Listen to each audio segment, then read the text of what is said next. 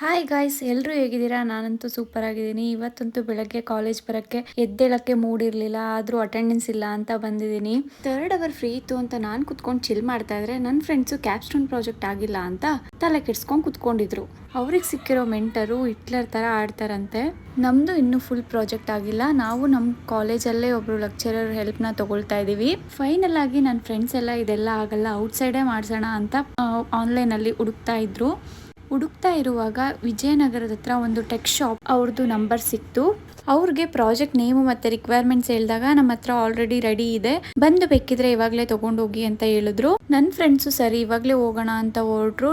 ನಾನು ಬರಲ್ಲ ಅಂತ ಅಂದ್ರು, ಬಿಟ್ಟಿಲ್ಲ, ಅಷ್ಟು ದೂರ ಆಗಲ್ಲ ಅಂತ ಅಂದ್ರೂ ಒಬ್ಳೆ ಕುತ್ಕೊಂಡು ಏನು ಮಾಡ್ತೀಯಾ ಬಾ ಹೋಗ್ಬಿಟ್ಟು ಬರೋಣ ಅಂತ ಕರ್ಕೊಂಡು ಹೋದ್ರು. ಹೋಗುವಾಗ ಕ್ಯಾಬಲ್ಲಿ ಹೋದ್ವಿ. ಅಲ್ಲಿ ಹೋದ್ರೆ ಸರ್ ಲಂಚ್ಗೆ ಹೋಗಿದ್ದಾರೆ, ನೀವು ಅಷ್ಟರಲ್ಲಿ ಲಂಚ್ ಮಾಡ್ಕೊಬನ್ನಿ ಬರ್ತಾರೆ ಅಂತ ಹೇಳಿದ್ರು. ಇಲ್ಲಿ ನೋಡಿ ನನ್ನ ಫ್ರೆಂಡ್ ನನ್ನ ಕೈಲಿ ಬ್ಯಾಗ್ ಹಿಡ್ಕೊಂಬರಕ್ಕಾಗಲ್ಲ ಅಂತ ಅವಳೇ ಹಿಡ್ಕೊಂಬರ್ತಿದ್ದಾಳೆ.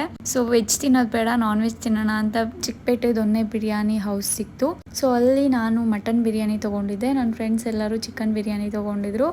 ಎಲ್ಲ ತಿನ್ಕೊಂಡು ವಾಪಸ್ ಬಂದ್ವಿ ಅಲ್ಲಿಗೆನೆ. ಅಲ್ಲಿ ಚೆನ್ನಾಗಿ ಬಿರಿಯಾನಿ ತಿನ್ಕೊಂಡು ನಡೆಯೋಕ್ಕೆ ಆಗ್ತಾ ಇರಲಿಲ್ಲ. ಒಂದು ಬೆಡ್ ಕೊಟ್ಟರೆ ಸಾಕಪ್ಪ ಮಲ್ಕೊಂಬಿಡೋಣ ಅನಿಸ್ತಾ ಇತ್ತು. ಸೊ ಅಲ್ಲಿಗೆ ಹೋದ್ವಿ. ಸರ್ ಬಂದಿದ್ರು. ಅಲ್ಲಿ 1/2 ಅವರ್ ಆಗುತ್ತೆ ಅಂತ ಅಂದರು. ಬಟ್ ನನಗೆ ನನ್ನ ಫ್ರೆಂಡ್ಗೆ ಲೇಟ್ ಆಗ್ತಿತ್ತು ಅಂತ ಅಂದ್ಬಿಟ್ಟು ನಾವು ಬಸ್ಗೆ ಹೋಗ್ತೀವಿ ನೀವು ಬನ್ನಿ ಅಂತ ಹೇಳ್ಬಿಟ್ಟು ಬಂದ್ಬಿಟ್ವಿ. ಯಾಕಂದರೆ ನನಗೂ ಅವಳಿಗೆ ಬಸ್ ಸಿಗೋದು ಕಷ್ಟ, ಯಾಕಂದರೆ ದೂರ ಹೋಗ್ಬೇಕಲ್ವ ನಾವಿಬ್ರು. ಸೊ ಅದಕ್ಕೆ ಬಂದ್ಬಿಟ್ವಿ ನಾವಿಬ್ರು ಬಸ್ಗೆ ಹೋಗೋಣ ಅಂತ.